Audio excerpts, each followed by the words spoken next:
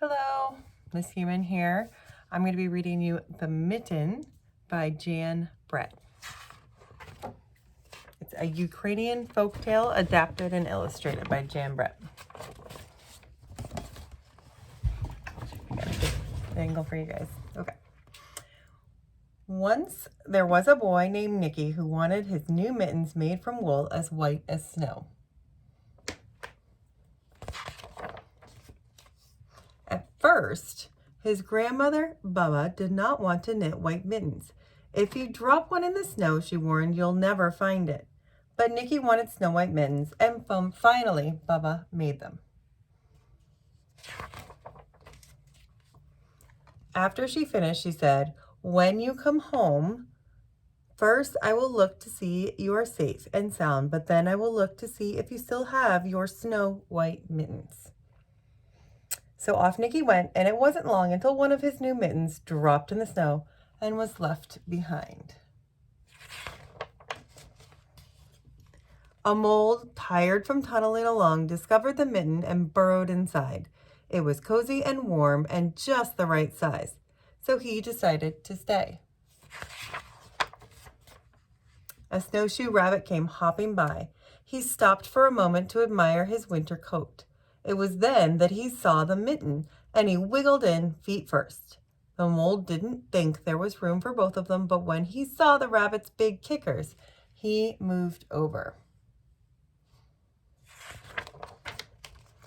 Next, a hedgehog came snuffling along. Having spent the day looking under wet leaves for things to eat, he decided to move into the mitten and warm himself. The mole and the rabbit were bumped and jostled, but not being ones to argue with someone covered with prickles, they made room.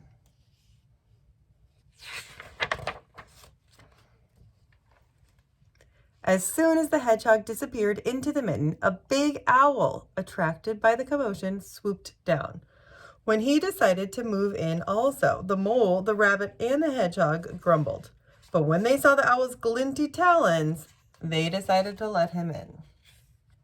And there's our hint for who's coming in next.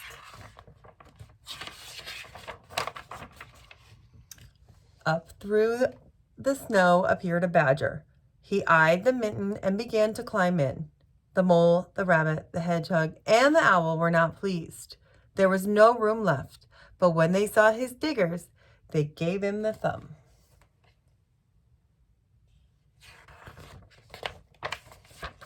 It started snowing, but the animals were snug in the mitten.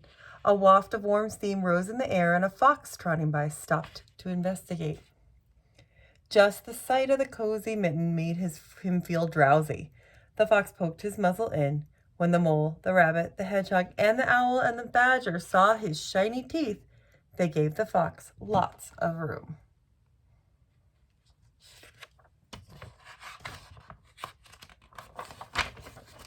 A great bear lumbered by.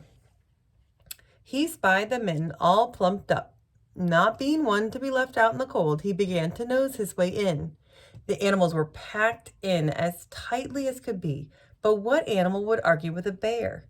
The mittens swelled and stretched. It was pulled and bulged to many times its size, but Baba's good knitting held fast.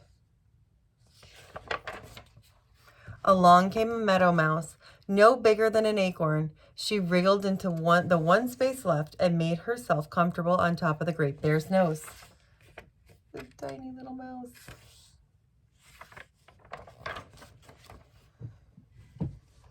The bear, tickled by the mouse's whiskers, gave an enormous sneeze.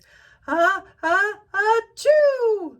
The force of the sneeze shot the mitten up into the sky and scattered the animal in all directions. On his way home, Nicky saw a white shape in the distance. It was the lost mitten silhouetted against the blue sky. As he ran to catch his snow white mitten, he saw Baba's face in the window. First, she looked to see if he was safe and sound, and then she saw that he still had his new mittens.